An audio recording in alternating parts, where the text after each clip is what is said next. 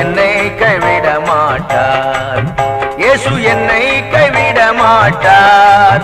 கடும் புயல் வாரினும் பெரும் காற்று அவர் என்னை கைவிட மாட்டார். நல்லவர் நல்லவர் நல்லவர் நல்லவர். ஸ்தோத்திரம் ஸ்தோத்திரம் ஸ்தோத்திரம். ஆமென் ஆமென் ஆமென். கர்த்தர் நல்லவர், அவருடைய கிருபைகள் என்றும் உள்ளது. ஹல்லேலூயா ஹல்லேலூயா. இந்த நாளிலும் மனம் திரும்புங்கள் என்ற தலைப்பிலே கர்த்தருடைய வார்த்தையை உங்களோடு நான் பேச விரும்புகிறேன். ஹல்லேலூயா ஹல்லேலூயா. மனம் திரும்புங்கள், பரலோக ராஜ்யம் சமீபமாய் இருக்கிறது. ஹல்லேலூயா ஹல்லேலூயா. ஆண்டவர் இந்த காலை வேளையிலே ஒவ்வொரு தேவனுடைய பிள்ளைகள் வாழ்க்கையிலும் ஆண்டவர் எதிர்பார்க்கிற காரியம், நாங்கள் மனம் திரும்பி வாழ வேண்டும். ஹல்லேலூயா ஹல்லேலூயா. நாங்கள் மதம் திரும்பி அல்ல, நாங்கள் மனம் திரும்பி வாழ வேண்டும். அல்லேலூயா அல்லேலூயா. என்னுடைய மனதிலே ஒரு திருத்தம் பெற வேண்டும் என்று ஆண்டவர் விரும்புகிறார். கையெழுத்து சொல்லுங்கள். ஆமென். ஒவ்வொரு தேவனுடைய பிள்ளையுடைய மனசில ஒரு நல்ல மாற்றம், ஒரு நல்ல திருத்தம் ஆண்டவருக்குள்ள வர வேண்டும் என்பதுதான் இந்த நாளிலே தெய்வத்தின் விருப்பமாக இருக்கிறது. செய்திக்கு ஆதாரமாக மத்தேயு எழுதின சுவிசேஷம் 3வது அதிகாரம் 2வது வசனத்தை வாசிப்போம். மத்தேயு எழுதின சுவிசேஷம் 3வது அதிகாரம் 2வது வசனம். மனம் திரும்புங்கள், மனம் திரும்புங்கள், பரலோக ராஜ்யம் சமீபித்திருக்கிறது. பரலோக ராஜ்யம் சமீபித்திருக்கிறது. ஆண்டவருடைய வார்த்தை சொல்லுகிறது, மனம் திரும்புங்கள். ஏன் நீங்கள் மனம் திரும்ப வேண்டும் என்று கர்த்தருடைய வார்த்தை சொல்லுகிறது? பரலோகம் சமீபமாய் இருக்கிறது. அல்லேலூயா. ஒவ்வொரு தேவனுடைய பிள்ளையும் மனம் திரும்ப வேண்டியது அவசியம். என்னவென்று சொன்னால், பரலோக ராஜ்யம் ஒவ்வொரு தேவனுடைய பிள்ளைக்கும் சமீபமாய் வந்து கொண்டிருக்கிறது. அல்லேலூயா. ஆகவே இந்த பரலோக ராஜ்யத்தை சுதந்தரிப்பதற்கு இந்த உலகத்தில் நாங்கள் எப்படி வாழ வேண்டும் என்றால், மனம் திரும்பிய ஒரு வாழ்க்கையை வாழ வேண்டும் என்று ஆண்டவர் விரும்புகிறார். கையெழுத்தி ஆமென் சொல்லுங்கள். அல்லேலூயா அல்லேலூயா. பரலோகம் போவதற்கு ஒரே ஒரு வழி, மனம் திரும்பிய வாழ்க்கை. ஆமென். ஆகையால் ஆண்டவர் சொல்லுகிறார், நீ மனம் திரும்பு. ஏன் நீ மனம் திரும்ப வேண்டும்? பரலோகம் சமீபமாய் இருக்கிறது. ஆகவே அந்த பரலோகத்திற்கு போவதற்கு முன்பதாகவே ஒரு மனுஷனுடைய வாழ்க்கையிலே அந்த திருத்தங்கள் காணப்பட வேண்டும் என்று ஆண்டவர் விரும்புகிறார். அல்லேலூயா சொல்லுங்க. எல்லாரும் பலிபீடத்தை பார்த்து நில்லுங்க. அல்லேலூயா சொல்லுங்க. அல்லேலூயா. எல்லாரும் பலிபீடத்தை பார்க்க வேண்டும். அல்லேலூயா அல்லேலூயா. ஒரு மனம் திரும்பினவனுடைய வாழ்க்கை எப்படி இருக்கும்? ஒரு மனம் திரும்பினவனை எப்படி கண்டுபிடிக்கலாம் என்றால், அதே மத்தேயு எழுதின சுவிசேஷம் 3வது அதிகாரம் 8வது வசனம் வாசிங்கள். மத்தேயு 3:8. மனம் திரும்புதலுக்கு ஏற்ற கனிகளை கொடுங்கள். அல்லேலூயா சொல்லுங்க. அல்லேலூயா அல்லேலூயா. மனம் திரும்பினவன் அதற்குரிய கனிகளை கொடுத்து வாழ்க்கை நடத்த வேண்டும். அல்லேலூயா அல்லேலூயா. எனக்கு அருமையான ஆண்டவற்ற பிள்ளைகளே, மனம் திரும்பிட்டேன் மனம் திரும்பிட்டேன் மனம் திரும்பிட்டேன் என்று சொல்லுவதில்லை அல்ல, மனம் திரும்பினால் அவனுடைய வாழ்க்கை அதற்கு ஏற்ற வண்ணமாக மாற வேண்டும் என்று ஆண்டவற்ற வார்த்தை சொல்லுகிறார்.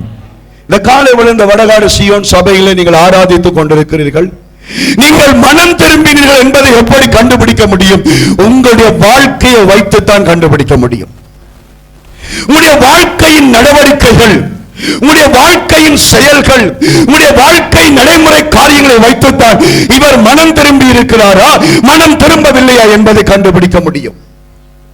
இன்றைக்கு அநேகர் சபைக்கு வந்து விட்டார்கள், அநேகர் ஞானஸ்தானம் பெற்று விட்டார்கள், அநேகர் ஊழியம் கூட செய்கிறார்கள். ஆனால் செயல்களை பார்க்கும் பொழுது ஒரு அந்நியன் கூட செய்யாத அக்கிரமங்களை செய்வார்கள், ஒரு அந்நியன் கூட செய்யாத பாவங்களை செய்வார்கள். கர்த்தருடைய வார்த்தையின்படி, பரிசுத்த ஆவியானவரை உதவி செய்யும், கர்த்தருடைய வார்த்தையின்படி ஒரு மனுஷன் வாழ்ந்தால் அவருடைய வாழ்க்கை தெரியும், அதை காட்டி கொடுக்கும். பல வருஷங்களுக்கு முன்பதாக, பல வருடங்களுக்கு முன்பதாக ஒரு ஊழியக்காரன் தலைமையிலே அந்த சபையை சேர்ந்த ஒரு சில விசுவாசிகள் சுவிசேஷம் அறிவிப்பதற்காக தன்னுடைய சபையிலிருந்து பல கிலோமீட்டர் தூரமான ஒரு கிராமப்புறத்திற்கு சென்றார்கள். இது ஒரு உண்மையா நடந்த ஒரு சம்பவம். கிராம பகுதிக்கு அவர்கள் போன பிற்பாடு அவர்களை கொண்டு போன வாகனம் அதில் இறக்கி விட்டு, அங்கே போக்குவரத்து வசதிகள் இல்லை. எல்லாரும் ரெண்டு பேராக பிரித்து விட்டு சொன்னார்கள், இத்தனை மணிக்குள்ளே இந்த இடத்துக்கு வந்து விடுங்கள் என்று சொல்லி. ஆகவே ரெண்டு பேராக இறங்கி சுவிசேஷங்களை வீடு வீடாக சொல்லிக் கொண்டிருந்தார்கள். எல்லாம் சொல்லி அந்த நேரம் முடிந்த பிறகு எல்லாரும் அந்த குறிப்பிட்ட அந்த இடத்திற்கு போக வேண்டும். ஆகவே எல்லாரும் திக்கு திசைகளாக போய் எல்லாரும் அத்தனை மணிக்கு ஒன்று கூடி வர வேண்டும். அத்தனை மணி ஆகிவிட்டது. 2 பிள்ளைகள் ஒன்றாக சுவிசேஷம் சொல்ல போனார்கள். 2 வாலிப பிள்ளைகள். இந்த 2 வாலிப பிள்ளைகளும் பெண் பிள்ளைகளும் அங்கே ரோட்டுக்கு வருகிறார்கள். ரோட்டுக்கு வந்த பொழுது அவர்களுக்கு குறிக்கப்பட்ட இடத்திற்கு போவதற்கான போக்குவரவுகள் இல்லை. பஸ் அந்த இடத்திலே பிரயாணம் பண்ணாது. ஆகவே அவர்கள் ஜெபம் பண்ணி கொண்டிருந்தார்கள், தாங்கள் எப்படியாவது போக வேண்டும் என்று சொல்லி. ஆனால் அந்த வீதியாலே எண்ணெய் லொரிகள், எண்ணெய்களை ஏற்றுகிற வாகனங்கள் போய் வருவதுண்டு. ஆகவே அவர்கள் நிற்கும் பொழுது ஒரு எண்ணெய் லொரி வந்து விட்டது. ஆகவே இந்த 2 பிள்ளைகளும் கையை போட்டு மறித்தார்கள். அந்த எண்ணெய் லொரி நின்றது. அவங்க சொன்னாங்க, எங்களை இந்த இடத்துக்கு கொண்டு போய் விட முடியுமா? அப்பொழுது டிரைவரும் அந்த கிளீனருமாக 2 பிள்ளைகள் நிற்கிறார்கள். ரோட்டோரமும் பாதுகாப்பு கிடையாது. ஆகவே அவர்கள் தங்களுக்குள்ள ஒரு பிளான் பண்ணினார்கள். இவர்களை அடைய வேண்டும் என்று சொல்லி ஒரு கெட்ட எண்ணத்தை கொண்டு அவங்க 2 பேருமே பிளான் பண்ணி சொன்னார்களாம், ஒரே ஒரு சீட் தான் இருக்குது, ஒரே ஒரு ஆள் மாத்திரம் பெற முடியும். ஆகவே இந்த 2 பிள்ளைகளும் யோசித்தார்கள், என்ன செய்வது? ஒரு ஆளா போவதா இல்ல 2 பேரும் நிற்பதா? அவன் சொன்னாங்க, ஒரு ஆள் வருவதென்றால் வாங்கன்னு சொன்னாங்க. ஆகவே என்ன செய்தார்கள்? ஒருவர் சொன்னார், சரி நான் போகிறேன், நீ நின்று வா, நான் பார்த்துக் கொள்கிறேன் சொல்லி ஒரு பெண் ஏறி விட்டான். அதுல ஏறி போகும் பொழுது இடை நடுவிலே போன பிற்பாடு ஒரு கொஞ்ச தூரத்துக்குள்ளே அந்த டிரைவர், எல்லாரும் என்ன கவனிங்கள், அவருடைய கையை, அந்த பெண்ணுடைய கையை பிடித்தான். கையை பிடிக்கும் பொழுது நாங்கள் என்ன செய்திருப்போம் என்றால், எங்களை ஒவ்வொருவரும் நாங்கள் அந்த நிலையில் இருக்கும் பொழுது நாங்கள் என்ன செய்யணுமோ அதை செய்திருப்போம். ஆனால் அந்த பிள்ளை அவன் கையை பிடித்த பொழுது அந்த கையை பார்த்து அவள் சொன்னாலாம், இப்படிப்பட்ட கரங்களுக்காகத்தான் என் ஆண்டவர் இயேசு கிறிஸ்து சிலுவையிலே ஆணி அறையப்பட்டார். கரங்களை தட்டி கர்த்தருக்கு நன்றி செலுத்துங்கள். இந்த வார்த்தையை கேட்டவுடனே அவனுக்கு ஏதோ செய்தது, கையை எடுத்து விட்டான். அவன் எண்ணத்தை மாற்றிக்கொண்டான். ஆனாலும் போகும்பொழுது அவனுடைய மனசில் வேறு சிந்தனைகள் ஓடிக்கொண்டிருந்தது. பிற்பாடு இன்னொரு எண்ணெய் லொரி வந்தது. அதில் நின்ற மற்ற மகளும் ஏறி வந்தாள். ஏறி வரும்பொழுது அந்த டிரைவரும் கிளீனரும் இப்படியாக யோசிக்கவில்லை. அவர்கள் யோசித்தார்கள் என்னவென்று சொன்னால், அவர்கள் போக வேண்டிய இடத்திற்கு நடுவிலே ஸ்திரீகளை தவறாக பணத்திற்காக விற்கிற இடம் இருக்கிறது. அவர்களை கொண்டு போய் விலை பேசி விட்டு விடுவார்கள். தங்களுடைய வாழ்க்கையை அவர்கள் பணத்திற்காக ஆண்களிடமாய் செலவழிக்க வேண்டிய ஒரு ஹோட்டல் அந்த வழியில் இருந்தது. ஆகவே இந்த 2வதாக வந்தவங்க யோசித்தாங்க, இவளை எப்படியாவது கொண்டு போய் வித்துட்டு போவோம் என்று சொல்லி அவங்க அந்த இடத்துக்கு போய் கொண்டிருக்கிறார். இப்பொழுது முதலாவது ஏறி வந்த அந்த பிள்ளையை ஏற்றிக்கொண்டு வந்தவனும் அதே எண்ணத்தை கொண்டு அவனும் வாகனத்தை ஓடிக்கொண்டிருக்கிறான். இப்பொழுது என்ன நடக்கிறது? முதலாவதாக அந்த பெண்ணை கொண்டு போய் அதில் தேநீர் குடிக்கிற இடத்துல நிப்பாட்டி விட்டு அந்த ஓனரோட போய் முதலாவது அந்த கையை பிடித்த அந்த லொரியை சேர்ந்தவர்கள் அந்த ஹோட்டல்காரோட கதைத்துக் கொண்டிருந்தார்கள். இந்த பிள்ளைக்கு ஒன்றும் விளங்கவில்லை. 2வதாக ஏறின பிள்ளையுடைய லொரியும் அந்த இடத்துல வந்து நின்றது.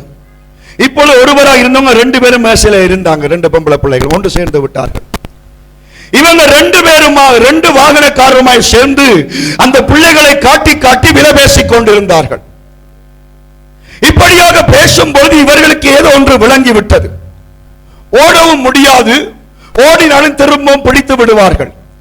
ஆனாலும் இந்த 2 பேரும் ஒன்றை செய்தார்கள். பிரச்சனை இல்லை, நேரம் ஆகிவிட்டது, இப்பொழுது ஒரு ஜெப கூட்டத்தை தொடங்குவோம் என்று சொல்லிவிட்டு ஒரு பிள்ளை சொன்னால, நீ லீட் பண்ணு, நான் பிரசங்கம் கொடுக்கிறேன் என்று சொல்லி.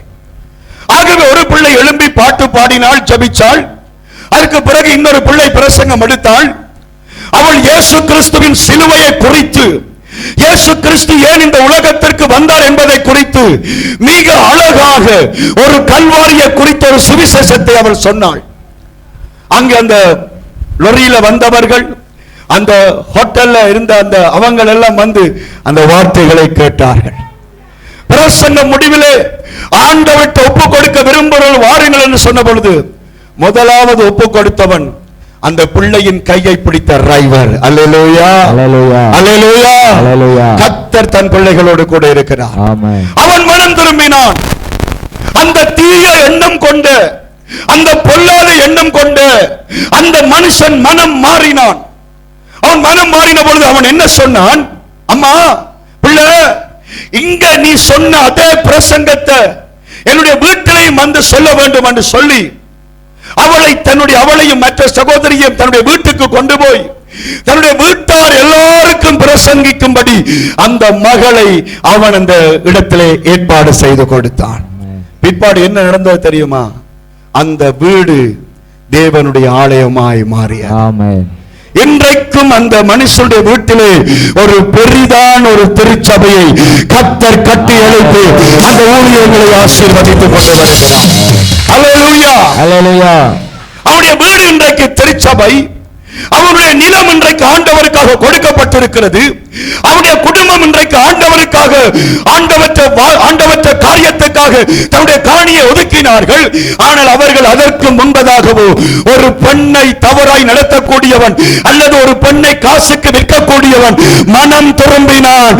மனம் திரும்புதலுக்கு ஏற்ற கனியை கொடுத்தார். அவருடைய வாழ்க்கை இன்றைக்கு அல்லேலூயா, அவருடைய வாழ்க்கை இன்றைக்கு நான் உங்களுக்கு சொல்லக்கூடியதாக அவருடைய கனிகள் ஆசீர்வாதமாய் இருந்தது. நீங்கள் மனம் திரும்பினால் எல்லாரும் பாவிகள் தான், எல்லாரும் பாவம் செய்தவர்கள் தான், எல்லாரும் அக்கிரமத்தில் இருந்தவர்கள் தான். ஆனால் மனம் திரும்பினால் எல்லா பாவங்களும் மறந்து அவன் ஒரு பரிசுத்த வாழ்க்கைக்கு நேராக போவான். அவனை பார்க்க தெரியும், அவருடைய செயல்களை பார்க்க தெரியும், அவருடைய நடக்கைகளை பார்க்க தெரியும். ஏனென்றால் அவன் மனம் திரும்பி இருக்கிறான். மனம் திரும்ப முன்னுக்கு அவன் ரோட்டில் வருகிற பிள்ளைகள் லொரிக்குள்ள கற்பழிக்கிறவனாய் இருந்தான். மனம் திரும்ப முன்னுக்கு ஆட்களை விபச்சாரத்துக்கு விற்கிறவனாய் இருந்திருக்கலாம். ஆனால் மனம் திரும்பின பிற்பாடு தேவனுடைய பிள்ளைகளை ரட்சிப்புக்குள்ளே நடத்துகிற ஒரு ஆசீர்வதிக்கப்பட்ட ஒரு பாத்திரமாக எவ்வளவு காலம், மனம் திரும்பி எவ்வளவு காலம்? என்னுடைய கனியை குறித்து யார் சாட்சி சொல்லுகிறார்கள்? என்னுடைய வாழ்க்கையை குறித்து எத்தனை பேர் பிரயோசனப்படுகிறார்கள்? எங்கேயோ ஒரு இடத்தில் நடந்த அந்த மனுஷனுடைய சாட்சி இன்றைக்கு நான் இந்த இடத்தில் உங்களுக்கு சொல்லுகிறேன் என்றால், நாங்களும் உண்மையாக மனம் திரும்பி சாட்சியாய் வாழ்ந்தால் இந்த உலகத்திற்கு எங்களை வெளிச்சமாக மாற்ற கர்த்தர் வல்லமை உள்ளவராய் இருக்கிறார். விசுவாசிக்கிற மக்கள் கரங்களை தட்டி கர்த்தருக்கு நன்றி செலுத்திக் கொள்ளுங்கள். அல்லேலூயா, அல்லேலூயா. ஒரு முறை தேவனுடைய மனுஷனாகிய பவுலும் சீலாவும் சுவிசேஷத்தை சொன்னதற்காக அடிக்கப்பட்டார்கள். இந்த ரெண்டு பிள்ளைகளும் சுவிசேஷத்தை சொல்லும்படியிலே அகப்பட்டார்கள். பவுலும் சீலாவும் சுவிசேஷத்தை சொல்லும் பொழுது அவர்களை சிறையிலே போட்டார்கள், ஜெயிலில் போட்டார்கள். ஜெயிலில் போட்டு அவர்களை காவல் காக்கும்படிக்கு சிறை அதிகாரிக்கு கட்டளை கொடுக்கப்பட்டிருந்தது. ஆகியோருடைய கை கால்களை கட்டி அவர்களை அடித்து துன்பப்படுத்தி சிறையில வைத்திருந்தார்கள். அந்த சிறையிலே அவர்கள் இருக்கும் பொழுது, இரவு வேளை வந்த பொழுது, கைகால் கட்டப்பட்டிருந்தாலும் தங்களுக்குள்ளே இருக்கிற அந்த அபிஷேகத்தினாலே, தங்களுக்குள்ளே இருக்கிற அந்த மனம் மாற்றத்தினாலே, தங்களுக்குள்ளே இருக்கிற அந்த விசுவாசத்தினாலே அந்த இரவு பவுலும் சீலாவும் கர்த்தரை பாடி துதித்தார்கள். கையை தட்டி ஆண்டவரே உமக்கு ஸ்தோத்திரம். அல்லேலூயா, அல்லேலூயா. ஒரு மனம் திரும்பின பிள்ளையின் வாழ்க்கையிலே ஜெபம் குறையாமல் இருக்கும். ஒரு மனம் திரும்பின பிள்ளையின் வாழ்க்கையிலே ஆராதனை தடையில்லாமல் இருக்கும். அதை வைத்து அவனை கண்டுபிடிக்கலாம். இவங்க மனம் திரும்பினபடியால் அடிக்கப்பட்டால் என்ன, ஒடுக்கப்பட்டால் என்ன, கைகாலுக்கு விலங்கு போடப்பட்டால் என்ன, கர்த்தரை துதித்தார்கள். அவங்கள் கர்த்தரை துதிக்கும் பொழுது தேவன் என்ன செய்தார்? பூமியை அதிர பண்ணினார். அல்லேலூயா, அல்லேலூயா. தன்னுடைய பிள்ளைகள் தன்னை துதிக்கும் பொழுது தேவன் அந்த பூமியை அதிர பண்ணும் பொழுது சிறைச்சாலையின் அத்திவாரங்கள் இடிந்து விழுந்தது. ஆமென். கட்டிடம் நொறுங்கி போனது. எல்லாருடைய கட்டுக்களும் மறந்து போனது. 2 பேர் ஜெபம் பண்ணினார்கள். ஏற்கனவே வந்தவர்கள் எல்லாரும் அந்த இடத்தில் விடுதலையை பெற்றுக் கொண்டார்கள். பவுலும் சீலாவும் சிறைக்கு போனார்கள். சிறைக்கு போகும்போது ஏற்கனவே அங்கே சிறையில் ஆட்கள் இருந்தார்கள்.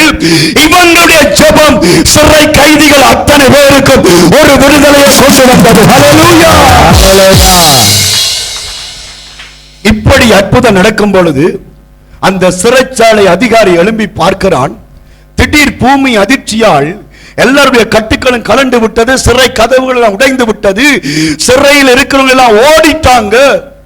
எல்லாரும் ஓடினால் அடுத்த நாள் அதிகாரிகளுக்கு முன்னால் நிற்கும் பொழுது தன்னுடைய தலையை வெட்டி விடுவார்கள் என்று அந்த அதிகாரி பயந்து என்ன செய்கிறான், அவங்கள் தனக்கு தண்டனை தருவதற்கு முன்பதாக நான் செத்து போறது நல்லது என்று சொல்லி ஒரு தற்கொலை எண்ணத்தோடு அவன் ஓடும் பொழுது பவுல் சொல்லுகிறான், உனக்கு கெடுதி ஒன்றும் செய்து கொள்ளாதே, அல்லேலூயா, உனக்கு தீங்கு ஒன்றும் செய்து கொள்ளாதே, நாங்கள் எல்லாரும் இந்த இடத்துல நிற்கிறோம். ஒரு தற்கொலையின் எண்ணத்தோடு நின்ற மனுஷன் அன்றைக்கு மனம் மாறினான், மனம் திரும்பினான். அந்த சிறைச்சாலை அதிகாரி ரட்சிக்கப்பட்டான். அந்த சிறைச்சாலை அதிகாரி மனம் திரும்பினான். மனம் திரும்புங்கள், பரலோக ராஜ்யம் சமீபமாயிருக்கிறது. பவுலும் சீலாவும் சிறைக்கு போன பொழுது அந்த சிறை அதிகாரி மனம் திரும்பினான். முதலாவது அவன் மனம் திரும்புகிறான். மனம் திரும்பின அவனுடைய வாழ்க்கையில் அடுத்த வசனம் சொல்லுகிறது, மனம் திரும்புதலுக்கு ஏற்ற கனி கொடுங்க. மனம் திரும்பினதுக்குரிய கனியை அவனுடைய வாழ்க்கையில் நாங்கள் பார்க்கிறோம். சிறைச்சாலை அதிகாரி முதல் நாள் அவர்களை அடித்தவன், முதல் நாள் ஊழியக்காரருக்கு விரோதமாய் நின்றவன், அந்த இரவு தற்கொலை செய்ய வேண்டும் என்று தற்கொலை எண்ணத்தோடு நின்றவன். ஆனால் ரட்சிக்கப்பட்ட பிற்பாடு அவருடைய வாழ்க்கை முற்றிலும் மாறினது. அல்லேலூயா, அல்லேலூயா. கையை அசைச்சு சொல்லுங்க, அல்லேலூயா, அல்லேலூயா. சொல்லுங்க, சிறைச்சாலை அதிகாரி, சிறைச்சாலை அதிகாரி, சொல்லுங்க, சிறைச்சாலை அதிகாரி, சிறைச்சாலை அதிகாரி ரட்சிக்கப்பட்ட பொழுது அவருடைய வாழ்க்கை முற்றிலும் மாறியது, முற்றிலும் மாறியது. அல்லேலூயா, அல்லேலூயா. அடுத்த கணமே அவருடைய வாழ்க்கையில கனிகள் வந்தது. ரட்சிக்கப்பட்டு நான் நினைக்கிறேன் 30 வருஷங்கள் வருகிறது. 30 வருடத்தில் வராத கனிகள் அந்த சிறை அதிகாரியின் வாழ்க்கையிலே மறுகணமே வந்தது. யார் பிரசங்கித்தார்கள், எங்கே கற்றுக்கொண்டான் தெரியாது. ஏனென்றால் அவன் கர்த்தருக்கு விரோதமான மனுஷன். ஆனால் எப்ப மனம் திரும்பினானோ, மனம் திரும்புதலுக்கு ஏற்ற கனியை அவன் கர்த்தருக்கு ஆசீர்வாதமாய் கொடுத்து கொண்டே இருந்தான். நான் நினைக்கிறேன் அந்த அதிகாரியை கர்த்தருக்குள் கொண்டு வரும்படியாகத்தான் பவுலையும் சீலாவின் கர்த்தர் சிறைக்கு கொண்டு போனார். வாழ்க்கையிலே அவனுடைய கனிகள் நாளை இந்த நாளிலே மிக சுருக்கமாக எங்களோடு பேச விரும்புகிறேன். சிறை அதிகாரி மனம் திரும்பின பொழுது அவனுடைய வாழ்க்கையில் இந்த 4 கனிகள், இன்றைக்கு அந்த 4 விதமான மாற்றங்கள் இந்த பிரசங்கத்தை கேட்கிற என்னுடைய வாழ்க்கையிலும் உன்னுடைய வாழ்க்கையிலும் வர வேண்டும் என்று கர்த்தர் விரும்புகிறார். முதலாவது, சாக போனவன் மனம் திரும்பின பொழுது முதலாவது அந்த வாழ்க்கையில வந்த மாற்றத்தை எப்படி பார்க்கிறீர்கள்? அப்போஸ்தலர் 16வது அதிகாரம் 30வது வசனத்தை வாசியுங்கள். அப்போஸ்தலர் 16:30. அவர்களை வெளியே அழைத்து வந்து, ஆண்டவமாரே, ரட்சிக்கப்படுவதற்கு நான் என்ன செய்ய வேண்டும் என்றான். அல்லேலூயா, சொல்லுங்க, அல்லேலூயா. இந்த சிறை அதிகாரி கண்டுபிடித்தான், பவுலும் சீலாவும் தான் ஒரு உண்மையான ஊழியக்காரர், இவங்கள் கும்பிடுகிற தெய்வம் தான் உண்மையான தெய்வம், இவங்கள் ஜபிக்கிற ஜபத்துக்கு பதில் கிடைக்கிறது என்பதை கண்டுபிடிச்சு அவன் முதலாவது அவங்கிட்ட சொன்ன விண்ணப்பம், எனக்கு பதவி உயர்வு வேண்டும், என்னுடைய மனைவி நல்லா இருக்க வேண்டும், என்னுடைய பிள்ளைகள் நல்லா இருக்க வேண்டும் என்று எந்த விண்ணப்பத்தை அவன் கேட்காமல் அவன் முதலாவது கேட்கிறான், ரட்சிக்கப்பட நான் என்ன செய்ய வேண்டும்? சொல்லுங்க, அல்லேலூயா, அல்லேலூயா. கையெழுத்து சொல்லுங்க, அல்லேலூயா, அல்லேலூயா. அவன் மனம் திரும்பினதினாலே முதலாவது அவனுடைய மாற்றம் என்ன? ரட்சிப்பை அவன் பெருசாக எடுத்துக்கொண்டான். அல்லேலூயா, அல்லேலூயா. தன்னுடைய வாழ்க்கையில் இருக்கிற எல்லா தேவைகளை விட, தன்னுடைய வாழ்க்கையில் இருக்கிற எல்லா பிரச்சனைகளை விட தனக்கு முதலாவது ரட்சிப்பு தான் பெருசு என்று அந்த சிறை அதிகாரி ஒத்துக்கொண்டதற்காக ஆண்டவருக்கு நாம் நன்றி செலுத்திக் கொள்வோம். அல்லேலூயா, அல்லேலூயா, அல்லேலூயா. எனக்கு அருமையான தேவனுடைய பிள்ளைகளே, ஒரு மனம் திரும்பின பிள்ளை, கவனிங்கள். பாஸ்டர் தயவு செய்து பாஸ்டரை பாருங்க, வயல் வாசிக்கும் வயல வாசிங்க, தயவு செய்து என்ன கவனிங்க. நீங்க என்ன பார்க்காவிட்டா உங்களுக்கு ஏதோ கசப்பு இருக்குன்னு அர்த்தம். ஒரு மனம் திரும்பின பிள்ளை, அவனுடைய வாழ்க்கையில் அவன் எப்பவும் விட்டு கொடுக்காத காரியம் என்ன தெரியுமா? ரட்சிப்பை விட்டு கொடுக்க மாட்டான். தன்னுடைய ரட்சிப்பை ஒரு நாளும் அவன் இழக்க மாட்டான்.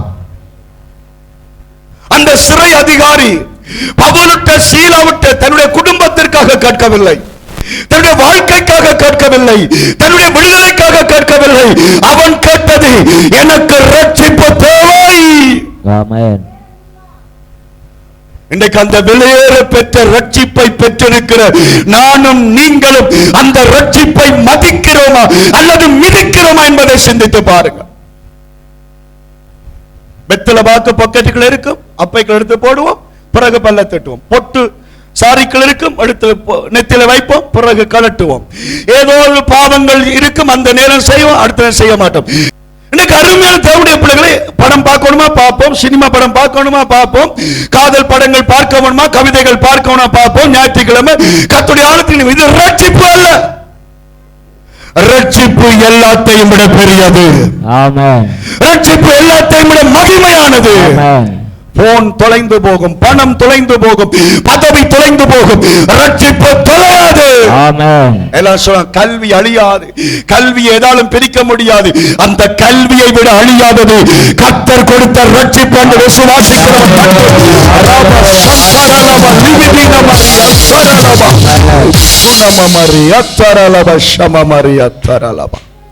ரட்சிப்பை மதிக்க பழக வேண்டும். ரட்சிப்பை நாங்கள் கனப்படுத்த பழக வேண்டும். ஒரு மனுஷன் மனம் திரும்பினால் ரட்சிக்கப்பட்டவன் என்று சொல்வதில் அவன் தைரியமாக இருக்க வேண்டும். இன்னைக்கு எல்லாம் சொல்லுவாங்க, நாங்க ரட்சிக்கப்பட முன்பதை நாங்க தமிழன் என்றுவாங்க. நான் தமிழன், நான் தமிழன் தான், நான் சிங்களவன் கிடையாது, நான் தமிழன் தான். ஆனா நான் தமிழன் என்றது பிறப்பால் எனக்கு கிடைத்தாலும், நான் பிறக்கிறதுக்கு முன்னாலே என் தெய்வத்தால் நான் பெயர் குறிக்கப்பட்டு நான் தமிழன் என்று சொல்வதற்கு முன்பதாக நான் ஆண்டவற்ற பிள்ளை. ஆமென். அல்லேலூயா. எல்லாம் இஞ்சதானே, எல்லாம் இஞ்சதானே. ஒரு விதானிட்ட போன வேதம் என்று சொல்ல பயமா இருக்கு. ஒரு விதானிட்ட உன்னால பைபிள் வாசிக்க பயமா இருக்கு. நீங்க ஒரு சாதாரணமான ஒரு விதானி என்றது சாதாரணம் என்று நான் சொல்லவில்லை. அவர் கிராமத்தாரோடு பழக வேண்டியால் ஒரு கிராம சேவகரோடு கதைச்சு கொண்டிருக்கும் பொழுது பாசல் எடுக்கிறார். என்ன கதைப்பீங்க? ஓ, நீங்க இன்னொரு விசுவாசியோடு இருக்கும் பொழுது பாசல் கதைக்கிறார். என்ன சொல்லுவீங்க? பிரைஸ் தி லார்ட், சமாதானம். செல்வியம்மா, செல்வியம்மா, ஏன் பிரைஸ் தி லார்ட் சொல்ல பயம்? ஏன் சமாதானம் சொல்ல? இல்ல இல்ல, இவங்களுக்கு தெரிஞ்சது நாங்க சேர்ச்சுக்க போறோம். எந்த அளவுக்கு ரட்சிப்பை மூட இயலுமோ அந்த அளவுக்கு ரட்சிப்பை மூடுகிறோம். ஆனால் அந்த சிறை அதிகாரி, நான் ரட்சிக்கப்பட என்ன செய்ய வேண்டும்?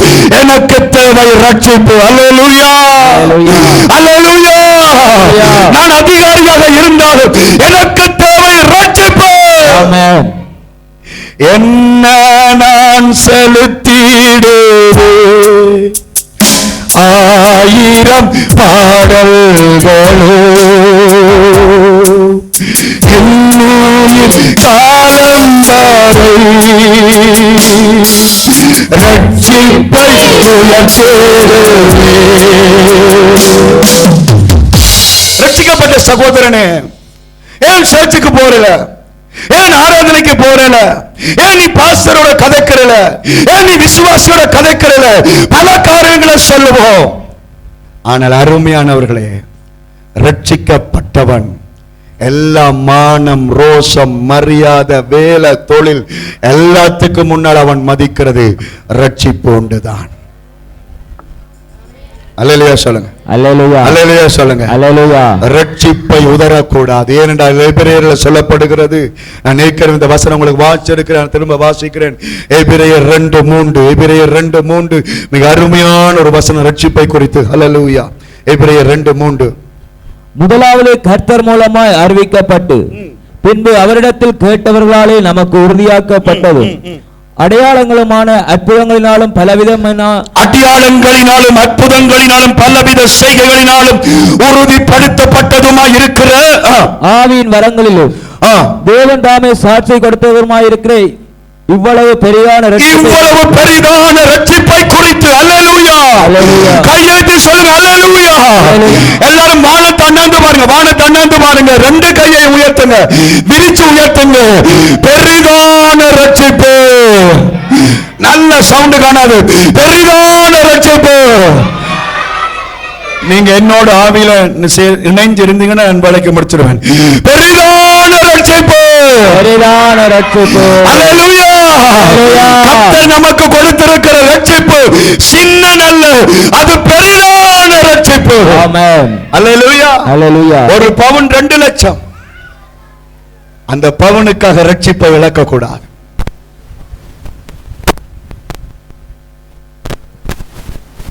எனக்கு அருமையானவர்களே, ஒரு மனுஷன் பேசுகிற வார்த்தை எங்களை மனசை துன்பப்படுத்தும், ஆனால் அதற்காக ரட்சிப்பை இழக்க கூடாது. ஆமென். ஏனென்றால் நான் மனம் திரும்பினவன். ஆமென். மனம் திரும்பினவன், மனம் திரும்பினவன். அருமையான ஒரு சாட்சியை நான் எப்பவும் சொல்லுவேன். ஒரு இளம் ஊழியக்காரன் கர்த்தருக்காக நல்ல ஊழியம் செய்து கொண்டிருந்தார். சபை வளர்ந்து கொண்டிருந்துச்சு, ஆத்துமாக்கள் பெருகிக் கொண்டிருந்தார்கள். அவர் அப்படி ஊழியம் செய்வதை பொறுக்க முடியாது. அவர் ஊழியம் செய்வதை பொறுக்க முடியாமல் பின்னுக்கு இருந்த மூப்பர்மார் என்ன செய்தார்கள்? அவரை விழித்தோணும் என்று பலவித முயற்சிகள் எடுத்தார். என்ன செய்தார்கள்? தங்களுடைய ஊரில் இருக்கிற ஒரு விபச்சார பெண்ணை காசு கொடுத்து, உண்மை நடந்ததா சொல்றேன், செட் பண்ணி என்ன செய்யறாங்க? ஒரு குழந்தையும் செட் பண்ணி, ஆராதனை நடக்கைகளை நீ கொண்டு போய் பாஸ்டர்ட்ட இந்த பிள்ளையை கொடுக்கணும். இது அவங்க போட்ட நாடகம். ஒரு ஞாயிற்றுக்கிழமை ஊழியத்தை செய்து கொண்டிருக்கும் பொழுது அந்த பெண் வந்தால், மேடையில் இருந்த போதகரை பார்த்து சொன்னார், போதகரே, களவா எனக்கு பெற்றெடுத்த பிள்ளை இந்த ஆரம்பம் சொன்னார். அந்த போதகர் மேடையில் நிற்கும் வெட்கி குனிந்தார். ஐயோ, நான் செய்யவில்லை என்று எந்த வாக்குவாதம் பண்ணவில்லை, எந்த முறையாட்டமும் செய்யவில்லை. இறங்கினார், பிள்ளையை வேண்டினார். மேடைக்கிற மற்றவங்க சொன்ன, நீரை நீ மேடையில் வரையலாது, நீர் ஊழியம் செய்யலாது, நீர் இந்த சபைக்கு வர முடியாது. பின்னுக்கு போயிருந்தார். அந்த பிள்ளையை மடியில் வைத்துக் கொண்டே இருந்தார். வீட்டை போனார். எல்லாரும் அவரை பரிகாசம் பண்ணினார்கள். இப்படி ரகசியமான பாவத்தை செய்துட்டான் என்று எள்ளி நகையாடினார்கள். ஆனால் ஒரு ஞாயிற்றுக்கிழமையும் ஆராதனையை தவற விடவில்லை. யோசிச்சு பாருங்க, நான் அப்படி ஒரு குற்றச்சாட்டு வந்தால் இந்த ஆராதனைக்கு வரையலுமா? வரையலுமா? அது என் மனம் விடுமா? ஒரு போதகனா நின்று பிரசங்கிச்ச நான் ஒரு குற்றச்சாட்டோடு இருக்க முடியுமா? ஆனால் அவர் ரட்சிப்பை பெருசாக பார்த்தார்.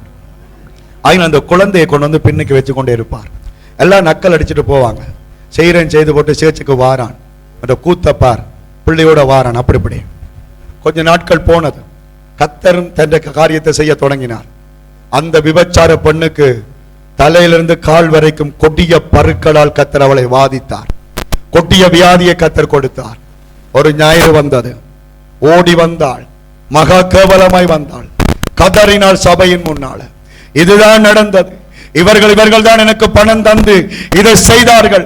ஆனால் அந்த வாலிப ஊழியக்காரன் உண்மையுள்ள ஊழியக்காரன், அது அவர் பெற்ற பிள்ளை இல்லை, அவருக்கும் எனக்கும் தொடர்பே இல்லை என்று சொன்ன பொழுது அந்த ஊழியக்காரனுக்கு முன்னுக்கு இருந்த மகிமையை விட 2 மடங்கு மகிமையை கொடுத்த கர்த்தர் அவரை ஆசீர்வதித்தார். அல்லேலூயா, அல்லேலூயா. ஐயோ, இந்த இடத்துல என்ன தூக்கி எறிஞ்சிட்டாங்களே, இந்த இடத்துல என்ன புறந்தள்ளிட்டாங்களே என்று அவர் சபையை விட்டு ஒதுங்கவில்லை. ஏனென்றால் எல்லா அவமானங்களையும் விட ரட்சிப்பு பெரியது. ஆமென். சொல்ல மாட்டீங்களா? ஆமென் சொல்ல மாட்டீங்களா? ஆமென் சொல்ல மாட்டீங்களா? ஆமென் சொல்லுங்க. எல்லா அவமானங்களை விட, எல்லா நிந்தனைகளை விட ரட்சிப்பு பெரியது. அந்த ரட்சிப்பை நான் இழக்க மாட்டேன் என்று நல்ல கையை தட்டி, ஓ பரிசுத்தாவியே, உம்மை நன்றியோடு ஸ்தோத்திரிக்கிறேன். அல்லேலூயா, அல்லேலூயா, அல்லேலூயா. ரட்சிப்பு பெரியது, ரட்சிப்பு பெரியது, ரட்சிப்பு பெரியது. அந்த ரட்சிப்பை இழக்காத, அந்த ரட்சிப்பை விட்டு கொடுக்காத, அந்த ரட்சிப்புக்கு ஈக்குவலா எதையும் கொண்டு வரக்கூடாது கர்த்தர் விரும்புகிறார். அல்லேலூயா. யார் என்ன சொல்லட்டும், யார் என்ன கதைக்கட்டும், என்னை ரட்சித்த தேவன் என்னோடு கூட இருக்கிறார். இந்த சபைதான் எனக்குரிய வீடு. ஆமென். இந்த தேவன் தான் என்னுடைய தேவன். ஆமென். ஊழியக்காரனே என்னை குற்றப்படுத்தினாலும் ஊழியக்காரன் உண்மையை உணரும் வரைக்கும் நான் ஊழியக்காரனை குற்றப்படுத்த மாட்டேன். ஆமென் சொல்லுங்க. ஆமென். ஊழியக்காரனாகிய நான் உங்களை குற்றப்படுத்தினாலும் நீங்க என்ன நினைக்க வேணும்? பாஸ்டருக்கு ஆண்டவர் உண்மையை தெரிவிக்கும் வரைக்கும் நான் ரட்சிப்பை இழக்க மாட்டேன், ரட்சிப்பை விட்டு கொடுக்க மாட்டேன், ரட்சிப்பை பறிகொடுக்க மாட்டேன். ஆமென். ஆகவே அந்த சிறைச்சாலை அதிகாரி முதலாவது அவன் தன் வாழ்க்கையில் என்ன மாற்றத்தை கொண்டு வந்தான் என்றால், இதுவரைக்கும் பதவிகளையும் பெயர்களையும் புகழையும் கொண்டு வந்தவன் இப்பொழுது ரட்சிப்பின் பக்கம் வந்தான். இரண்டாவது அவனுடைய வாழ்க்கையில வந்த மாற்றத்தை 32 வாசிக்கிறோம். 16:32. அவனுக்கும் அவன் வீட்டிலிருந்த யாவருக்கும் அப்போஸ்தலர் அவனுக்கும் அவனுடைய வீட்டிலிருந்த யாவருக்கும் கர்த்தருடைய வசனத்தை போதித்தார்கள். அல்லேலூயா, கர்த்தருடைய வசனத்தை போதித்தான். ஆமென் சொல்லுங்க. ஆமென். கையெழுத்து சொல்லுங்க. அல்லேலூயா, அல்லேலூயா. கையெழுத்து சொல்லுங்க. அல்லேலூயா, அல்லேலூயா. இரண்டாவது வாழ்க்கையில் வந்த மாற்றம் என்னவென்று சொன்னால், முதலாவது அவன் ரட்சிப்பை தன்னுடைய வாழ்க்கையில பெருசாக நினைத்தான். இரண்டாவது அவன் என்ன செய்கிறான்? அதுவரைக்கும் அடித்து துவைத்த அந்த அடிமைகள் என்று நினைத்த அந்த ஊழியக்காரரை வீட்டுக்கு கொண்டு போய் அவங்கள் பிரசங்கம் பண்ண இவன் உட்கார்ந்து வசனம் கேட்டான். அல்லேலூயா, அல்லேலூயா. கையெழுத்து ஆமென் சொல்றீங்க. அன்றைக்கு இரவு நடக்குது. நடுச்சாமம் தான் பைபிள் சொல்லுது. அந்த நடுச்சாமத்துல இப்ப பவுலும் சீலாவும் வீட்டுல போய் பவுல் சொல்லிப்பார், சீலா 2 பாட்டை பாடு, கொஞ்சம் பாட்டு பண்ண பாரு. பவுல் சொல்லிப்பார், 2 விண்ணப்பம் பாடு. எல்லாம் எடுத்த பிறகு பவுல் வந்து கர்த்தருடைய பரிசுத்த நாமத்துக்கு ஸ்தோத்திரம் என்று பிரசங்கம் பண்ண தொடங்கினார். அந்த அதிகாரி வசனத்தை கேட்டுக்கொண்டிருந்தான். ஆமென் சொல்லுங்க. ஆமென். ஒரு மனுஷன் ரட்சிக்கப்பட்டால் அவனுடைய வாழ்க்கையில் இருக்கிற இன்னொரு அருமையான ஒரு மாற்றம் என்ன தெரியுமா? கர்த்தருடைய வார்த்தையை கவனிப்பான், ஆண்டவருடைய வசனத்தை கேட்பான்.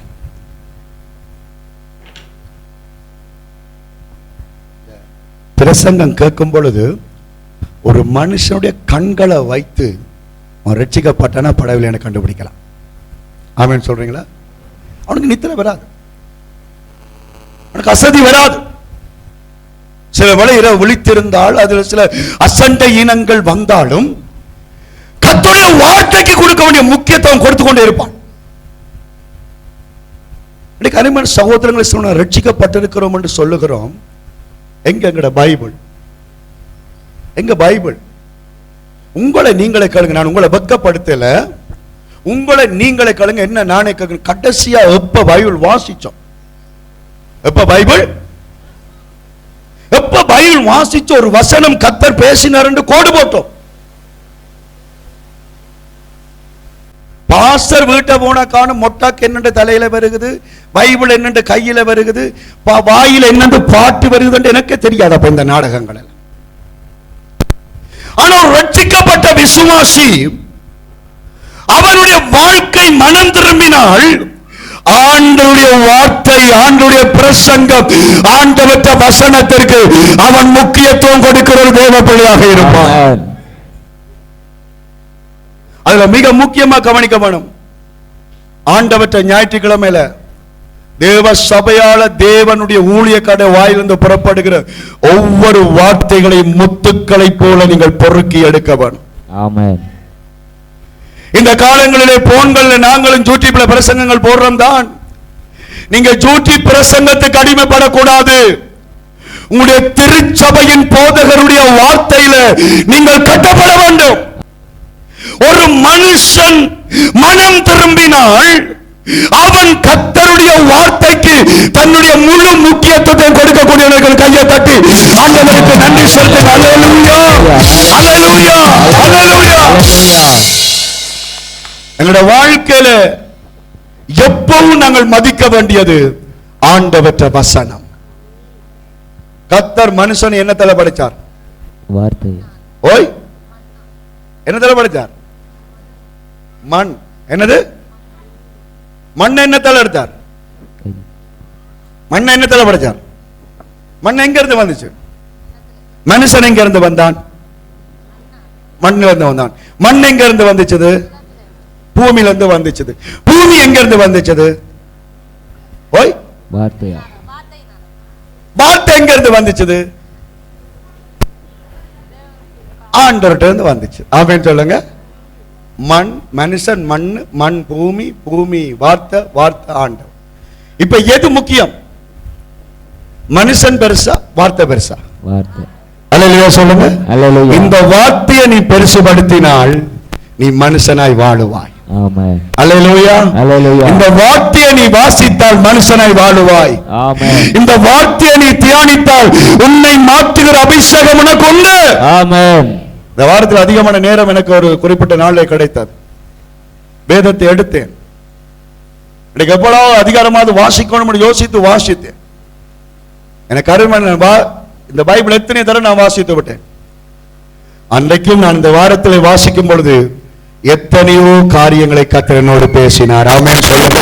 ஆமென். கையெழுத்து சொல்லுங்க. அல்லேலூயா. அல்லேலூயா. இந்த வார்த்தையை பார்க்கும் பொழுது ஒரு வெள்ளை பேப்பர்ல கருத்த எழுத்தை அல்ல, என் ஆண்டவருடைய முகத்தை நான் பார்க்க வேண்டும். என் ஆண்டவருடைய செய்தியை நான் இதில் கேட்க வேண்டும். ஆமென். பைபிள் வாசிக்க வேண்டும். பிரசங்கம் கேட்க வேண்டும். கேட்ட வார்த்தைகளுக்கு முக்கியத்துவம் கொடுக்க வேண்டும். அவன்தான் மனம் திரும்பினவன். ஆமென். ஒரு வீட்டுக்கு நான் ஒரு வீட்டுக்கு விசிட்டிங் போயிருந்தேன். அந்த வீட்டுக்கு விசிட்டிங் போகும்போது இரவு ஜெபம் நடந்தது. சொல்லிக்க உங்களுக்கு, இரவு ஜெபம் நடந்தது. அந்த வீட்டில் கணவன் இல்லை, மனைவி பிள்ளைகள். கணவன் விட்டுட்டு வேறு கல்யாணம் செய்தார். பிள்ளைகள் எல்லாம் வளர்ந்த பிள்ளைகள். அந்த தாய் கூட்டத்தை நடத்தி கொண்டு ஜெப கூட்டத்தை. ஆகவே நான் உள்ளுக்கு போக முடியாது, ஜெபம் நடக்கிறது, டிஸ்டர்ப் பண்ணக்கூடாதுன்னு சொல்லி நான் மோட்டார் பைக்கை நிப்பாட்டிட்டு அமர்ந்திருந்தேன். ஜெபம் முடியும் மட்டும் சொல்லி அவங்க என்னை கவனிக்கவில்லை. நான் வந்தது அவங்களுக்கு உண்மையிலே தெரியாது. நாங்கள் ஜெபம் நடத்தி கொண்டிருந்தாங்க. அவருடைய விண்ணப்பங்களை நான் கவனித்தேன். நான் போனது அன்றைக்கு கிழமை வாரந்த நாள். ஆனால் அந்த தாய் ஞாயிற்றுக்கிழமை எடுத்த அந்த பிரசங்கத்தை ஒவ்வொன்றாக பிரித்து பிள்ளைகளை ஜெபிக்க சொல்லுகிறார். இப்படி பிரசங்கம் வந்தது, அதற்காக ஜெபம் பண்ணுவோம். நாங்கள் இப்படி வாழ வேண்டும், அதற்காக ஜெபம் பண்ணுவோம்.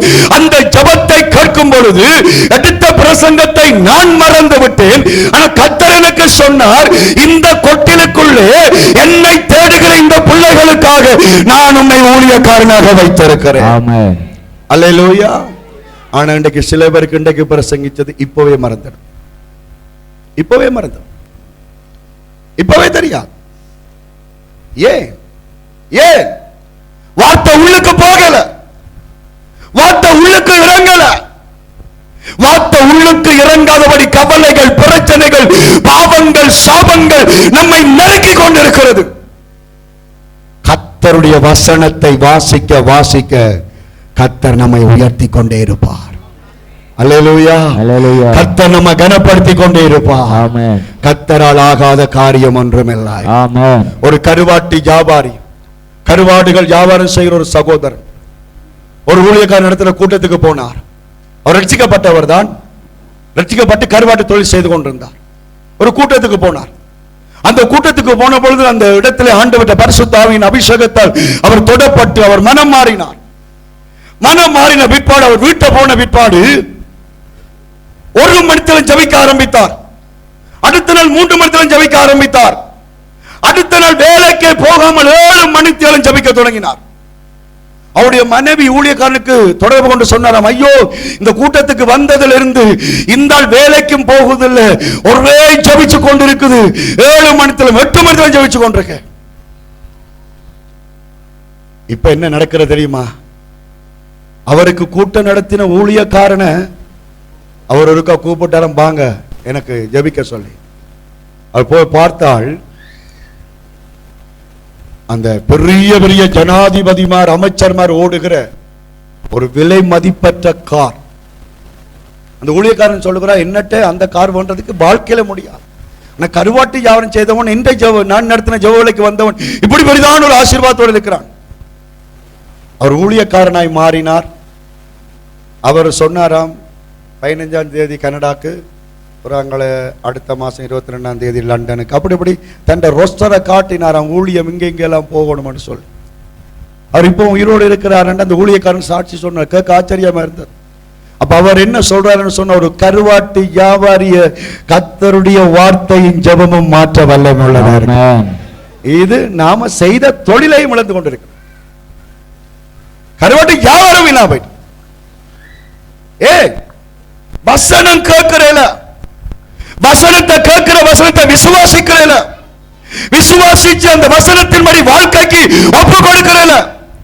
கர்த்தருடைய வார்த்தை சொல்லுது, வேதத்தை கேளாதபடி தன் செவியை விலக்குடைய ஜெபம் கர்த்தருக்கு அருவருப்பானது. அருவருப்பானது. வார்த்தையை கேட்காமல், பிரசங்கத்தை கேட்காமல் நீ எடுக்கிற ஜெபம் வீணானது. ஒரு ஞாயிற்றுக்கிழமை தேவனுடைய ஆலயத்தில் உட்கார்ந்து கர்த்தருடைய வார்த்தையை கேட்க வேண்டும். அட்லீஸ்ட் எங்கட வீட்டில் எழும்பினுடன் ஒரு ஜெபம், எழும்பின ஒரு எங்கட பாஸ்டருடைய ஒரு செய்தி கேட்க வேணும், அல்ல ஒரு ஆண்டவர் ஒரு தந்த பர்க்மன்ஸ் போன்ற ஒரு நல்ல ஊழியக்காரர் ஒரு பாடல் கேட்க வேணும். பறக்க பறக்க எழும்புறது, பறக்க பறக்க வீட்டை வாரது, பறக்க பறக்க படக்கிறது, பிறகு பறக்க பறக்க செத்து போறோம். வார்த்தையை கேளுங்க ஐயா, வசனம் வாசிங்க ஐயா. பைபிள் சும்மா தாரம். எங்களுடைய சபைக்காக கர்த்தருக்கு ஸ்தோத்திரம். சும்மா வேதத்தை கொடுத்து கொண்டிருக்கிறார். எவ்வளவு வழிகளில் கர்த்தருடைய வார்த்தைகள் கிடைத்துக் கொண்டிருக்கிறது. அந்த வசனத்தை வாசிக்க வாசிக்க அந்த வசனம் நம்மை மேன்மைப்படுத்தும். ஆகவே இந்த சிறைச்சாலை அதிகாரி மனம் திரும்பினது.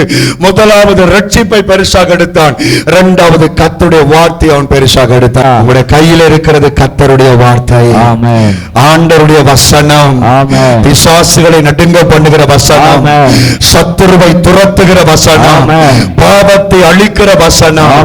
அந்த வசனத்தை அன்பாக நேசியுங்கள், அதை வாசியுங்கள், பிரசங்கங்களை கேளுங்கள், கேட்ட பிரசங்கங்களை ஜோசியுங்க. விளங்காட்டி பாஸ்டர் கேளுங்க, பாஸ்டர் என்ன அது சொன்னீங்க பாஸ்டர், எனக்கு விளங்கல பாஸ்டர் சொல்றீங்க கேளுங்க. அப்பொழுது சபை வளரும். அல்லேலூயா, அல்லேலூயா. கர்த்தர் உங்களை ஆசீர்வதிப்பாராக. அமர்ந்திருங்க. ரெண்டு காரியத்தை முடிக்கிறேன். ஒரு மனம் திரும்பினவனுடைய வாழ்க்கை, முதலாவது அவன் ரட்சிப்பை நாடுவான், இரண்டாவது அவன் என்ன செய்கிறான், வேத வசனத்திற்கு முக்கியத்துவத்தை கொடுக்கிறான், மூன்றாவது அவன் என்ன செய்வான் என்று சொன்னால், மனம் திரும்பினவன் என்ன செய்வான், மனம் திரும்பினவன் எப்படி நடப்பான் என்றால் 33:3 வாசியுங்கள். 33 சாரி அப்போஸ்தலர் 16:33 வாசிங்க. 16:33. மேலும் ராத்திரியில் அந்நேரத்திலே தான் அவன் அவர்களை அழைத்து கொண்டு போய் அவர்களுடைய காயங்களை கழுவினான். அவனும் அவனுடையவர்கள் அனைவரும் உடனே ஞானஸ்நானம் பெற்றார். அல்லேலூயா சொல்லுங்க. அல்லேலூயா, அல்லேலூயா சொல்லுங்க. அன்று இரவே ஞானஸ்நானம் பெற்றார்கள். கரங்களை தட்டி ஆண்டவருக்கு நன்றி சொல்லுங்க. அல்லேலூயா, அல்லேலூயா, அல்லேலூயா. ஒரு மனம் திரும்பினவன் ஞானஸ்நானம் எடுத்துடுவான். ஆமென், ஆமென் சொல்லுங்க. மனம் திரும்பினவன் ஞானஸ்நானத்துக்கு தடையா இருக்க கூடாது. ஆமென். ஒரு ஆள் மனம் திரும்பிட்டீங்களா, உடனே சபையிட்ட சொல்லி ஞானஸ்தானத்தில் வழி பார்க்க வேண்டும். ஆனா இன்றைக்கு நாங்கள் மனம் திரும்பி எத்தனை வருஷங்கள் ஞானஸ்தானம் இன்னும் எடுக்கவில்லை. ஏன் ஞானஸ்தானம் எடுக்கல? ஏன் எங்களால் ஞானஸ்தானம் பெற முடியாம இருக்குது? ஒரு சகோதரி இப்படி சொன்னார், பாஸ்டர் உங்களுடைய ஊழியம் எனக்கு பிடித்திருக்கிறது, உங்களுடைய பிரசங்கங்கள் எனக்கு பிடித்திருக்கிறது, உன்னுடைய சபைக்கு வர நான் வாஞ்சிக்கிறேன், ஆனா என்னால் முடியவில்லை பாஸ்டர். நாங்க நம்ம அப்படி சொல்றீங்க. அவர் சொன்னார், இல்ல நான் இப்ப சாகுற கட்டத்தில் இருக்கிறேன், நான் தட்டு தவறி சேர்ச்சுக்களை வந்துட்டேன் என்றால் எனக்கு சுடலையில என்ன கிடைக்காது, இடம் கிடைக்கும். உங்களுக்கு சுடலை இல்ல பாஸ்டர், எங்கேயும் தாட்டிட்டு போவீங்க. ஆனா எங்களுக்கு சுடலைகள் இருக்குது. சுடலைக்கு போக வேணும் என்றால் கோயிலுக்கு ஒழுங்கா போக வேணும், சோமக்கால பணம் கட்ட வேண்டும். அதனால நான் வரல பாஸ்டர். இன்னும் சிலர் சொல்லுவார்கள், என்னுடைய பிள்ளையுடைய கல்யாணம் கோயில்ல செய்ய வேண்டும், அதை செய்துவிட்டு வருகிறேன். இன்னும் சிலர் சொல்லுவார்கள், நான் ஞானஸ்நானம் எடுத்தால் பொட்டு வைக்க கூடாது, நான் ஞானஸ்நானம் எடுத்தால் நூல் கட்டக்கூடாது, என்ற கணவனுக்கு பிடிக்காது, கணவன் திருந்தும் பொழுது நான் இருக்கிறேன். இப்படி பலர் பல விதங்களிலே சாட்டுகளை சொன்னாலும் உண்மையாக ஒரு மனுஷன் மனம் திரும்பினால் அவன் மறுபடியும் பிறக்க வேண்டும் என்பது கர்த்தருடைய வார்த்தை. ஆமென், அல்லேலூயா, அல்லேலூயா. எங்க சபையிலே அதுக்கு ஒழுங்கலை வைத்து 18 வயசுக்கு மேல ஊழியக்காரருடைய குடும்பங்களே பிரச்சனையிலே, ஆனா மற்ற இடங்களே 18, 21 அவங்க வயசுக்கு வர வேண்டும். அவங்களுக்கு கர்த்தர் அறிஞ்சு நல்ல சாட்சிகளை தர வேண்டும். அதுக்கு பிறகு ஞானஸ்நானம் கொடுக்க வேண்டும் ஒழுங்குகளை வைத்திருக்கிறோம். அந்த ஒழுங்குகளை பின்பற்றி நீ ஞானஸ்நானம் எடுக்க வேண்டும். சிலர் என்ன செய்யற சொல்லுங்க பாப்போம், மனம் திரும்பிட்டோம்னு சொல்றாங்க. இப்ப எத்தனையாம் மாசம் ஜோன்சன்? 6ஆம் மாசம். இந்த வருஷம் தொடங்கி இந்த முதல் மாசத்துல 6ஆம் மாசம் வரைக்கும் திருவிருந்தெடுக்கல.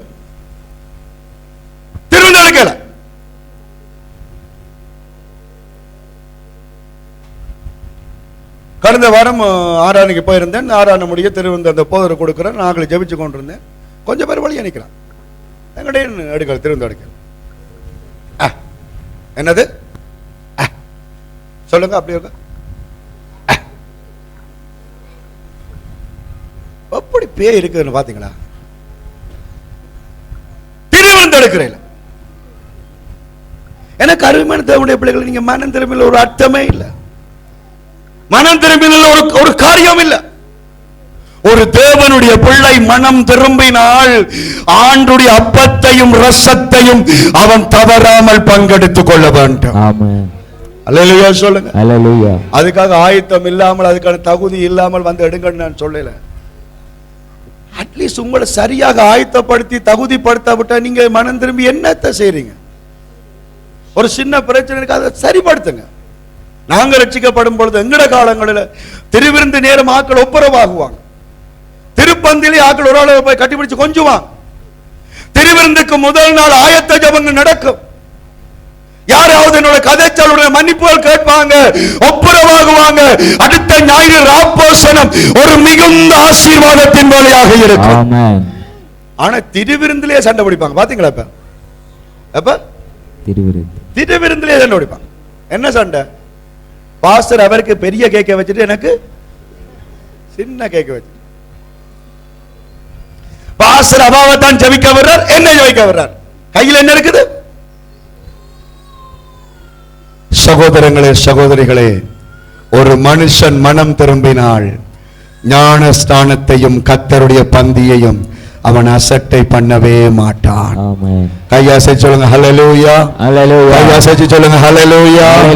கையாசை சொல்லுங்க ஹல்லேலூயா. ஹல்லேலூயா. நல்ல நல்ல ஆசை சொல்லுங்க ஹல்லேலூயா. சொல்லுங்க ஞானஸ்தானம் எடுக்க வேண்டும். ஞானஸ்தானம் எடுக்க வேண்டும். திருப்பந்தில கலந்து கொள்ள வேண்டும். திருப்பந்தில கலந்து கொள்ள வேண்டும். அதுதான் மனம் திரும்புதல். ஆமென். ஹல்லேலூயா. கடைசியான கனியை பார்க்கிறோம். நிறைய வசனம் வாசிக்கணும், நேரம் பண்ணோட முடிக்கிறேன். கடைசி அவன் வாழ்க்கையில நான் காண்கிற கனி ஆண்டவருடைய சமூகத்தில், அதுவும் 33ஆம் வசனத்தான் எழுதியிருக்கு. வாசிங்க 33. மேலும் ராத்திரியில் அந்நேரத்திலே தான் அவன் அவர்களை அழைத்து கொண்டு போய் அவர்களுடைய காயங்களை கழுவினான். அவனும் அவனுடையவர்கள் அனைவரும் உடனே ஞானஸ்தானம் பெற்றார்கள். பின்பு அவன் அவர்களை தன் வீட்டுக்கு கூட்டிக் கொண்டு போய் அவர்களுக்கு போஜனம் கொடுத்து தன் வீட்டார் அனைவரோடும் கூட தேவனிடத்தில் விசுவாசம் உள்ள கையை தட்டி ஆண்டவரே உமக்கு ஸ்தோத்திரம். நல்ல நல்ல நல்ல நல்ல கையை தட்டி ஹல்லேலூயா ஹல்லேலூயா ஹல்லேலூயா ஹல்லேலூயா ஹல்லேலூயா ஹல்லேலூயா. பாருங்க, அந்த இரவு ரட்சிக்கப்படுகிறான், அந்த இரவு மனம் திரும்புகிறான், அந்த இரவில் அவன் வாழ்க்கையில் வருகிற மாற்றத்தை நாங்கள் பார்க்கிறோம். அந்த இரவுக்கு முன்னுக்குத்தான் அந்த ஊழியக்காரங்களை அடிச்சு காயப்படுத்தினான். அவங்களுக்கு காயம் மாறதுக்கு அவன் காரணமாயிருந்தான். அவங்களை லோக் பண்ணினது அவன். இப்ப என்ன செய்கிறான்? அந்த ஊழியக்காரனுடைய காயங்களை கழுவினான். அல்லேலூயா சொல்லுங்க. கையாசை சொல்லுங்க அல்லேலூயா. ஊழியர்களுக்கும் ஊழியங்களுக்கும் உதவி செய்கிற குணம் அவனுக்குள்ளே வந்தது. ஆமென். அல்லேலூயா சொல்லுங்க. முதலாவது ரட்சிப்பை பெருசுபடுத்தினான். இரண்டாவது வசனத்துக்கு முக்கியத்துவம் கொடுத்தான். மூன்றாவது ஞானஸ்தானம் திருப்பந்திய பலப்படுத்தினான். நாலாவது ஊழியக்காரனுக்கு நல்ல ஆசீர்வாதமாயிருந்தான். அல்லேலூயா சொல்லுங்க. அல்லேலூயா. பவுலையும் சீலாவை அவன் கூட்டிக் கொண்டு போறான். ஆமென். என்ன செய்ய? முதலாவது காயங்களை கழுவுகிறான். அல்லேலூயா. கையை வைத்து சொல்லுங்க அல்லேலூயா. அல்லேலூயா. முதுகுல காயம் இருந்திருக்கு, நெஞ்சில காயம் இருந்திருக்கும், காலில காயம் இருந்திருக்கும். அதுக்கெல்லாம் ஓடிக்குளோன் போட்டு எல்லா ஊழியக்காரருடைய அந்த 2 ஊழியக்கார காயங்களையும் அவன் ஒத்தனம் போட்டுக் கொண்டிருந்தான். கையை தட்டி அப்பா உமக்கு ஸ்தோத்திரம் ஸ்தோத்திரம். அல்லேலூயா. ஆண்டவரே. மனம் திரும்பினால் இந்த மாற்றங்கள் வர வேண்டும். ஆமென். ஆமென் சொல்லுங்க. ஆமென். மனம் திரும்பினால் இந்த மாற்றங்கள் வர வேண்டும். ஆமென். முதலாவது அவன் செய்தது ஊழியக்காரருடைய காயங்களை கட்டினான். ஆமென். இன்னைக்கு இந்த பிரசங்கத்தை கேட்கிற நானும் நீங்களும் ஊழியக்காரருடைய காயத்தை கட்டுகிறோமா அல்லது ஊழியக்காரர்கள் காயங்களை உண்டாக்குகிறோமா? அல்லேலூயா.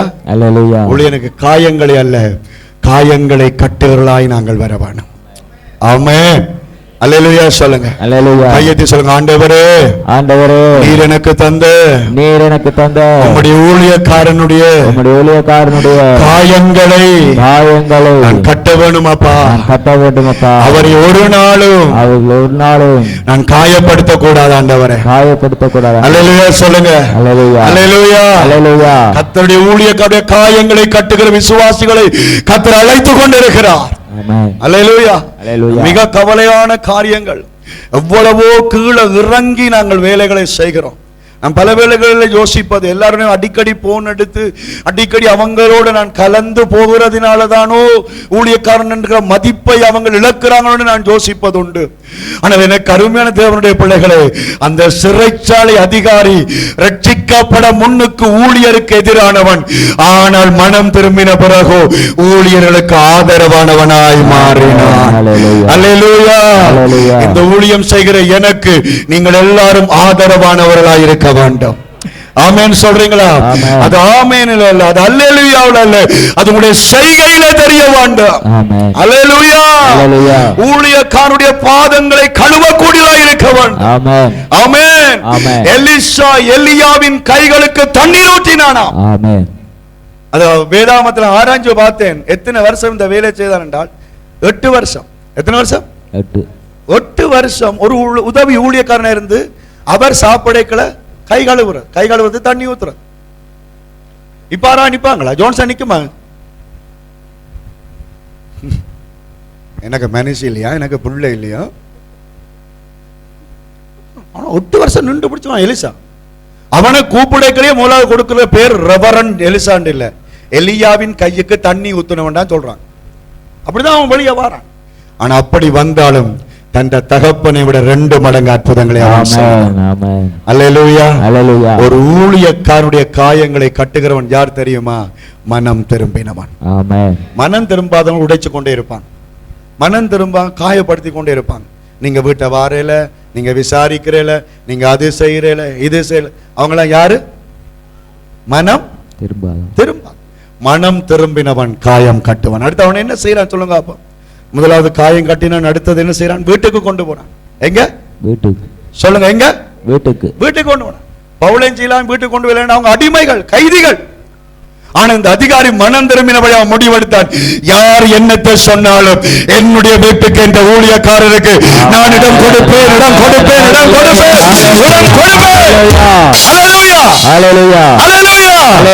என்ற வேலை பறிபோனால் என்ன, இந்த பதவி பறிபோனால் என்ன, என்ற ஊழியக்காரனுக்கு என்ற வீட்டில் நான் இடம் கொடுப்பேன்.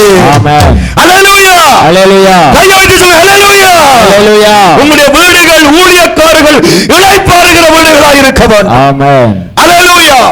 சந்தோஷப்பட வேண்டும் வீட்டுக்கு வர்றதுக்கு. ஆமென் சொல்லுங்க. சில வீட்டுக்கு போய் உண்மையா மனம் பெறாது, உண்மையா வராது. நேரம் இருந்தாலும் மனம் பெறாது. கஷ்டப்பட்டு தான் போகணும். அப்படி இருக்க கூடாது. ஒரு ஊழியக்காரன் ஆசையோடு வந்து வீட்டில் அமரக்கூடியதா இருக்க வேண்டும். கர்த்தருக்கு ஸ்தோத்திரம். உங்களுக்கு ஆண்டவர் கொடுத்த ஊழியக்காரன் தண்ணியோ கூழோ குடிக்கக்கூடிய ஒரு ஊழியக்காரன். ஆனால் அவர் வந்து உங்களுடைய வீட்டில் இருப்பதற்கு எப்பவும் உங்களுடைய வீடு அதற்கு பெருமதியாக இருக்க வேண்டும். ஆமென் சொல்லுங்க. ஒரு சஞ்சலம் இல்லாத வீடாக இருக்க வேண்டும். எனக்கு அருமையான தேவனுடைய பிள்ளைகளே, ஊழியக்காரனுக்கு வீட்டில் இடம் வேண்டும். ஆமென்.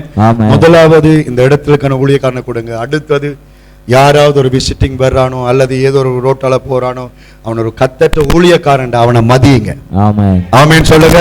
சிலது உங்களுக்கு தெரியாது, தெரியாம ஏற்றுக்கொண்டா அது பிரச்சனை இல்லை. தெரிஞ்சு கொண்டு பிள்ளையான ஊழியக்காரை ஏற்றுக்கொள்ளாதீங்க. ஆனா தெரியாமலும் அவன் ஊழியக்காரன், அவனுக்கு ஒரு மதிப்பு கொடுங்க. ஆமென் சொல்லுங்க. அவனை நேசிங்க. அல்லேலூயா. பைபிள் கையில வச்சு நான் ஒரு பாஸ்டர் என்று சொல்றேன். பிரைஸ் தி லார்ட் சொல்லுங்க. அல்லேலூயா சொல்லுங்க. அல்லேலூயா. தெரியுது அவன் பிள்ளையான ஆளுண்டா சொல்லாதீங்க. உங்களுக்கு தெரியலையா? கர்த்தருக்கு சொல்லுங்க, கர்த்தர் பார்த்துக் கொள்வார். சாப்பாடு கொடுங்க. அல்லேலூயா. அல்லேலூயா. மூன்றாவது அவன் என்ன செய்கிறான்? முதலாவது காயம் காட்டுறான், இரண்டாவது வீட்டுக்கு கொண்டு வரான், மூன்றாவது என்ன கொடுக்கிறான்? ஆகாரம் கொடுக்கிறான், போஜனம் கொடுக்கிறான், சாப்பாடு கொடுக்கிறான். சாப்பிடுங்க ஐயா, பவுல் சாப்பிடுங்க, சீலா சாப்பிடுங்க.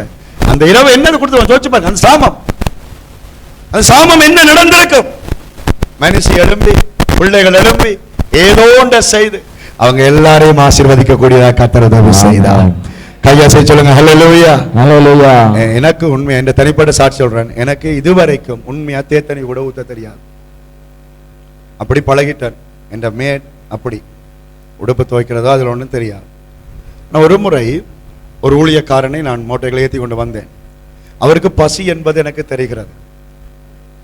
நீங்க எந்த வயிறு ஆக பசி, ஆனால் எனக்கு பிறகு ஊழியக்காரன் பசி. ஆகவே நான் எப்படியாவது அவரை பசியோடு விடக்கூடாது, எனக்கு விளங்குறது. வீட்டை கொண்டு வந்தேன். உண்மையை நீங்க சொன்ன நம்ப மாட்டீங்க, வீட்டில் மனுஷி பிள்ளை ஒடுத்தருமே இல்லை. நான் இருந்த கறியை இறைச்சி கறி வச்சுட்டு போனதேனுங்க, அடுப்பு மூட்டி சூடாக்கி பான் வேண்டி அவருக்கு இறைச்சி கறியும் பானும் கொடுத்து ஒரு ராத்தல் பான் சாப்பிட்டார். ஆமென். அப்ப பாருங்க எவ்வளவு பசி ஆண்டவர். அவர் அந்த சாப்பிட்ற இடவழிக்குள்ள முட்டை ஊத்தி எனக்கு தெரிஞ்ச மாதிரி பொறிச்சு, அல்லேலூயா, அந்த நாள் என்னால் மறக்கவே முடியாது. ஒரு ஊழியக்காரன் திருப்தி அடைந்த அந்த முகத்தை பார்த்த பொழுது நான் நினைக்கிறேன், என்னவோ அந்த காரியங்கள் தான் இன்று வரைக்கும் எங்களை நடத்தி கொண்டிருக்கு. ஆமென் சொல்லுங்க. அப்படி தேவனுடைய பிள்ளைகளுக்கு நாங்கள் செய்கிற காரியங்கள் தான் எங்களுக்கு இன்றைக்கும் ஊற்றப்பட்டு கொண்டு இருக்கிறது. அல்லேலூயா. ஆகவே அருமையானவர்களே, மனம் திரும்பாதவங்க செய்ய மாட்டாங்க, மனம் திரும்பினவங்க செய்வாங்க. மனம் திரும்பினவங்க ஊழியர்களை நேசிப்பாங்க. சில வேளை ஊழியக்காரங்கள் கதை காட்டி, பாஸ்டர் என்ன பிள்ளை செய்தனா சொல்லுங்க பாஸ்டர் கேட்பாங்க. அல்ல தங்களுக்குள்ள தான் ஏதாவது நடந்த பாஸ்டர் நான் அப்படி உங்களை தவறா நினைச்சிட்டேன், நான் மன்னிச்சு கொள்ளணும்னு சொல்லுவாங்க. அப்படியான ஒரு குடும்பமாய் நாங்கள் மாறும் பொழுது கர்த்தர் பெரிதான ஒரு எழுப்புதலை சபைக்கு கொண்டு வருவார். எழுந்து நின்று தேவ சமூகத்திலே இன்றைக்கு கர்த்தர் விரும்புகிற காரியம், மனம் திரும்புங்கள், பரலோக ராஜ்யம்